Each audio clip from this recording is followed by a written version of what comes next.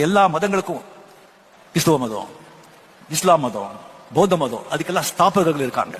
அவங்க ஸ்தாபனை பண்ணாங்க, இல்லைன்னா அவங்களுடைய சீடர்கள் ஸ்தாபனை பண்ணாங்க. அந்த ஹிந்து மதத்துக்கு மட்டும் ஸ்தாபகர்கள் கிடையாது.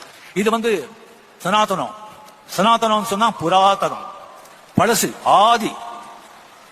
அப்போ ரிஷிகள் அவங்க மெடிடேஷன்ல இருந்து அவங்க அந்த டிரான்ஸ்ல இருக்கும்போது அவங்க தெரியாம அந்த சப்தங்கள், அந்த சவுண்ட், என்ன நேச்சர், புருஷா அப்படின்னா மனிதன், பிரம்மதான் பிரகிருதி. ஆனா அந்த பிரகிருதியை என்ஜாய் பண்றதுக்கு புருஷனை உண்டாக்குனா, அந்த புருஷனை எல்லாரும் என்ஜாய் பண்றதுக்கு இந்திரியங்கள், பஞ்ச இந்திரியங்கள் உண்டானா, அவனுக்குள்ள மனசுங்கிற புத்தியை வச்சான்.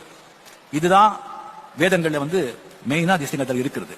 அது அவர் புரிஞ்சுக்கிறது அவ்வளவு ஈஸி கிடையாது. பெரிய பெரிய படிச்சவங்களை அதை ஈஸியா சொல்ல முடியாது. அதனால்தான் அந்த வேதத்தை சிம்பிளிஃபைட் பண்ணி அந்த எசன்ஸை உபனிஷத்துகள் பண்ணாங்க. அந்த உபனிஷத்து கூட I am that, I am one from the universe power, I am the part of that God அப்படிங்கிறது.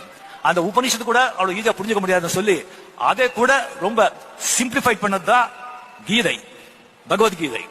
பகவத்கீதை கிருஷ்ணா அப்படிங்கிறது ஒரு கடவுள் அப்படி கிடையாது. பகவத்கீதையில Krishna he is omnipresent, a divine, a super consciousness. Arjuna ஜீவா, கான்சியஸ்னஸ், சூப்பர் கான்சியஸ்னஸ், கான்சியஸோட பேசுறது. பரமாத்மா ஜீவாத்மாவோட பேசுறது தான் பகவத்கீதை. அதுல